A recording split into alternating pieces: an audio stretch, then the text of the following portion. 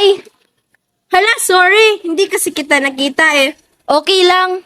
Teka lang, parang kilala kita. Siya nga pala, ako si Furiski. Ako naman si Cassie. At ako naman si Maureen. Ako naman si John. Ako nga pala si Precious. Gusto mo sumabay sa amin sa kantina? Sige ba?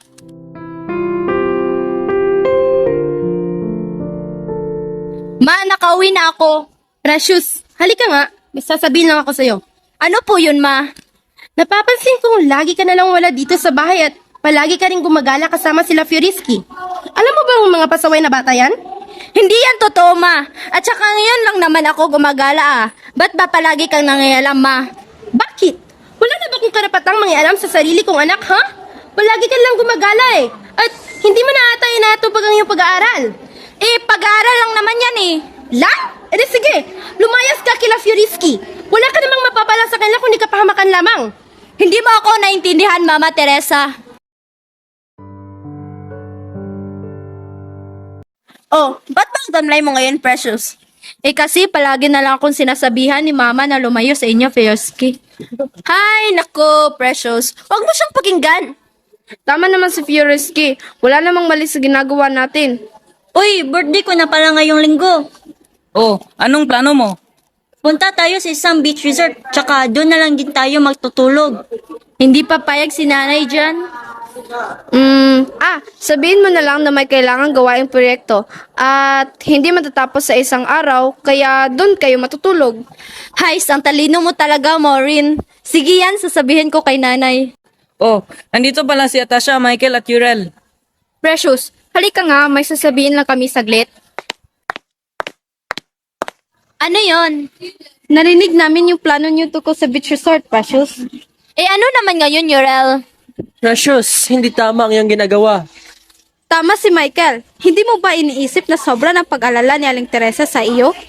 Palagi ka na lang daw gumagala. Hindi ka na nakikinig sa kanya. At saka Precious, hindi ka na sumasama sa amin. Atasha, hindi naman sa ganun pero puro aral lang naman inatupag nyo eh. Bahala ka na, Precious. Basta sinabihan ka na namin. Wow, ang ganda naman dito kasi. Mabuti at nagustuhan mo, Marin. Mahal naman to pero hindi tayo makakapag-overnight dito kasi kingalan ko nang umuwi mamayang gabi. Sayang naman pero okay lang. Ang mahalaga na dito tayo ngayon. Nagdala ako ng alak. Gusto niya ba uminom? Sige ba? Bawal ako niyan pero bahala na. Wala naman si nanay dito eh. Yan ang tama, Precious. Hindi ka dapat maging sunod-sunuran sa iyong nanay. Oh, ito na.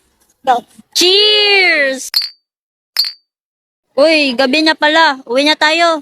Hindi ba tayo mapapahamak dito kasi? Ilasing na tayo eh. Magiging okay din tayo, Marine. Si John ang naman ang lasing dito.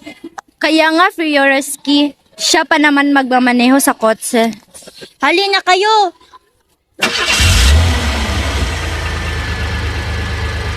Hoy, John!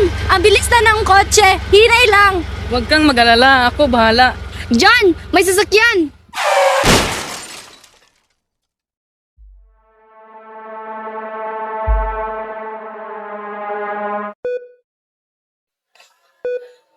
Buti at nagising ka na, Precious!